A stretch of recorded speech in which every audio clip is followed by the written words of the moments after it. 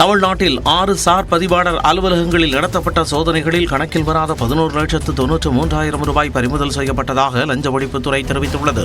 அரசு அலுவலகங்கள் சிலவற்றில் முறைகேடுகள் நடப்பதாக வந்த தகவலின் பேரில் 6 சார் பதிவாளர் அலுவலகங்களில் லஞ்ச ஒழிப்புத்துறையினர் சோதனை நடத்தினர்.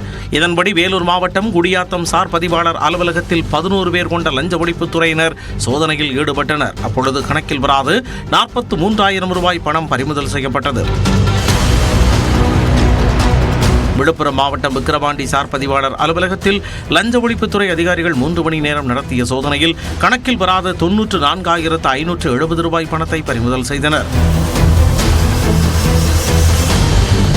திருவள்ளூர் மாவட்டம் பொன்னேரி சார் பதிவாளர் அலுவலகத்தில் காவல்துறை கண்காணிப்பாளர் ராமச்சந்திரமூர்த்தி தலைமையிலான குழுவினர் சோதனை நடத்தினர். இதில் கணக்கில் வராத 2,03,280 ரூபாய் பணம் பறிமுதல் செய்யப்பட்டது. 4 மணி நேர சோதனையின் போது கட்டுவிரியன் பாம்பு ஒன்று சிக்கியது. இதனை அங்கிருந்தவர்கள் அடித்துக் கொன்றனர்.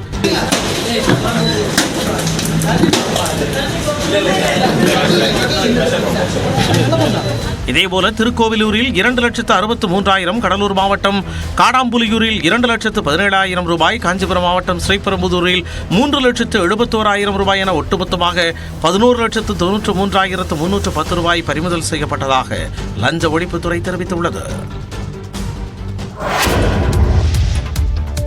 குஜராத்தில் பிரதமர் மோடி தொடங்கி வைத்த வந்தே மெட்ரோ ரயிலின் பெயர் நமோ பாரத் ரேபிட் ரயில் என மாற்றப்பட்டுள்ளது. குஜராத்தின் அகமதாபாத்தில் இருந்து கட்ச் மாவட்டத்தில் உள்ள புஜ் என்ற இடத்திற்கு வந்தே மெட்ரோ ரயில் இயக்க ரயில்வே நிர்வாகம் முடிவு செய்தது. 360 கிலோமீட்டர் பயணிக்கும் இந்த ரயில் சேவையை பிரதமர் நரேந்திர மோடி கொடியசைத்து தொடங்கி வைத்தார்.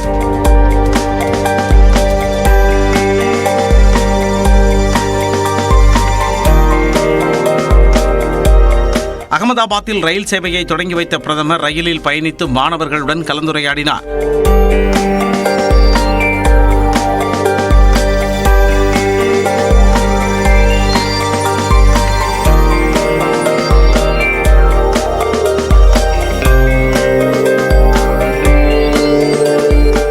நமோ பாரத் ரேபிட் ரயிலில் 1,150 பயணிகள் அமர்ந்தும் 2,058 பயணிகள் நின்று கொண்டும் பயணிக்க முடியும்.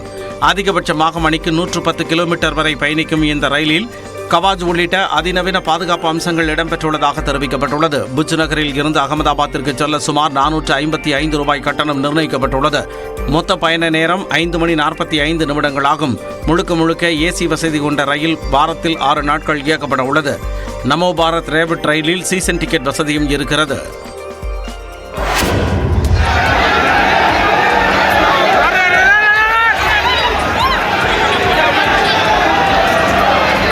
வந்தே பாரத் ரயில் சேவையை தொடங்கி வைக்கும் போது கூட்ட நெரிசலில் சிக்கி பாஜக பெண் எம்எல்ஏ தவறி விழுந்த காட்சிதான் இது. ஆக்ரா வாரணாசி இடையேயான வந்தே பாரத் ரயில் சேவையை நேற்று பிரதமர் மோடி காணொலி காட்சி வாயிலாக தொடங்கி வைத்தார். தொடர்ந்து இந்த ரயில் மாலை 6 மணி அளவில் எட்டாவா ரயில் நிலையத்தை வந்தடைந்தது. வந்தே பாரத் ரயிலுக்கு பாஜக சட்டமன்ற உறுப்பினர் சரிதா பதூரியா தலைமையில் ஏராளமானோர் மலர் தூவி உற்சாக வரவேற்பு அளித்தனர்.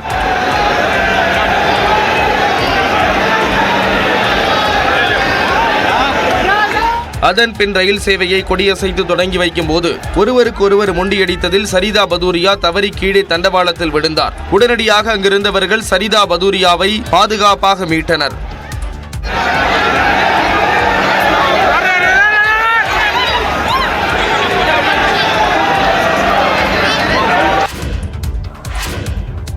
ஜம்மு காஷ்மீரில் விவசாயிகளுக்கு ஆண்டுக்கு 4,000 ரூபாய், மகளிருக்கு மாதம் 3,000 ரூபாய் வழங்கப்படும் என்பன உள்ளிட்ட பல்வேறு வாக்குறுதிகளுடன் தேர்தல் அறிக்கையை காங்கிரஸ் கட்சி வெளியிட்டுள்ளது.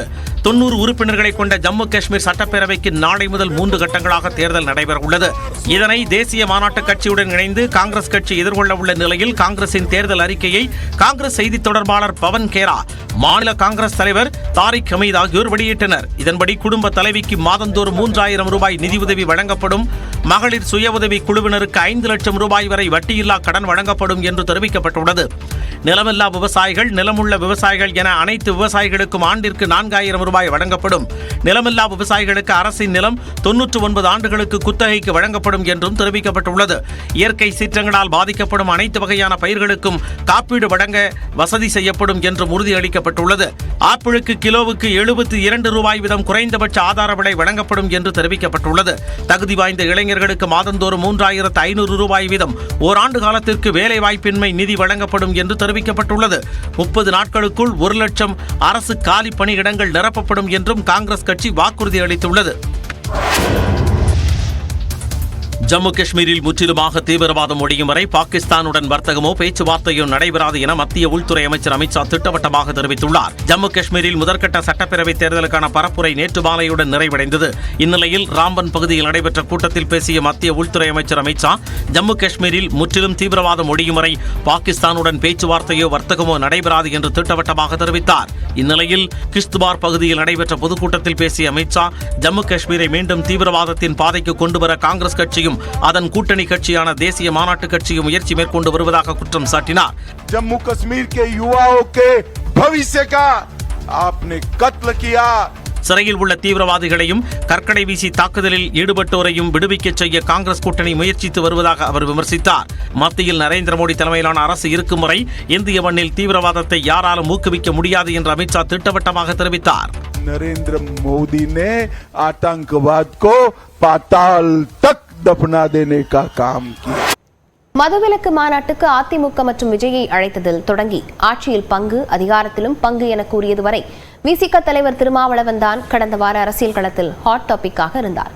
கூட்டணி சலசலப்புக்கு மத்தியில் முதலமைச்சரை திருமாவளவன் சந்தித்து பேசிய நிலையில் திருப்பம் தருமா இந்த சந்திப்பு, அலசுகிறது இந்த செய்தி தொகுப்பு.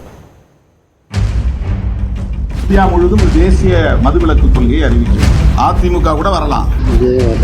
அவருக்கும் மது ஒழிப்பில் உடன்பாடு இருக்கும் இல்லையா? விடுதலை சிறுத்தைகள் கட்சிக்கு திராவிட முன்னேற்ற கழகத்துக்கும் இடையில் எந்த விரிசலும் இல்லை. அக்டோபர் 2ஆம் தேதி பிசிக மற்றும் மகளிர் விடுதலை இயக்கம் சார்பில் மது மற்றும் போதை ஒழிப்பு மாநாடு கள்ளக்குறிச்சி மாவட்டத்தில் நடைபெறுகிறது. இதில் அதிமுகவும் பங்கேற்கலாம் என்று கடந்த வாரம் செய்தியாளர்கள் சந்திப்பில் திருமா கூற அதனால் சலசலப்பு ஏற்பட்டது. இந்த மாநாட்டுக்கு வரணும்னு விரும்புறவங்களாம் வரட்டும். அதிமுக கூட வந்து பங்கேற்கலாம். அதிமுக கூட வரலாம். இதையடுத்து தாவேகா தலைவர் விஜய்க்கும் திருமாவளவன் அழைப்பு விடுத்தார். அதான் அவருக்கும் மது ஒழிப்பில் உடன்பாடு இருக்கும் இல்லையா? கட்டாயமாக அவங்க வரலாம். இதனால் திமுக விசிக கூட்டணிக்கு இடையே விரிசல் ஏற்பட்டு விட்டதாகவும், திமுக கூட்டணியில் இருந்து விசிக வெளியேறி அதிமுகவுடன் கூட்டணி வைக்கப் போவதாகவும் மற்ற கட்சியினர் கருத்து சொல்ல தொடங்கினர். இந்த சர்ச்சையே ஓயாத நிலையில் அடுத்த சில நாட்களில் ஆட்சியில் பங்கு, அதிகாரத்தில் பங்கு என திருமாவளவன் பேசிய வீடியோ எக்ஸ் தளத்தில் பதிவிடப்பட்டு நீக்கப்பட்ட நிலையில் மீண்டும் பதிவிடப்பட்டதால் சர்ச்சை அதிகமானது. தேர்தல் அரசியலில் அடியெடுத்து வைத்த போது முன்வைத்த முழக்கம் ஆட்சியிலும் பங்கு, அதிகாரத்திலும் பங்கு. ஒரு பக்கம் அதிமுகவை அழைத்துக் கொண்டு இன்னொரு பக்கம் ஆட்சி அதிகாரத்தில் பங்கு கேட்கிறார் என்ற பல்வேறு குழப்பங்களுக்கு மத்தியில் முதலமைச்சர் மு.க. ஸ்டாலினை அண்ணா அறிவாலயத்தில் நேரில் சந்தித்தார் விசிக தலைவர் திருமாவளவன். சுமார் அரை மணி நேரம் நடைபெற்ற இந்த சந்திப்பில் முதலமைச்சரும் திருமாவும் 10 நிமிடங்கள் தனியாக சந்தித்து பேசியுள்ளனர். அப்போது திமுக தன்னுடைய 1/4 நூற்றாண்டு காலத்தை கடந்தபோது ஆட்சியில் இருந்தது என்றும், அரை நூற்றாண்டு காலத்தை நிறைவு செய்த போதும் ஆட்சியில் இருந்தது என்றும் முதலமைச்சர் கூறியதாக சொல்லப்படுகிறது. தற்பொழுது பவள விழாவை கொண்டாடும் நேரத்திலும் ஆட்சியில் இருக்கிறது என திருமாவளவனிடம் முதலமைச்சர் மு.க. ஸ்டாலின் கூறியதாக தெரிகிறது.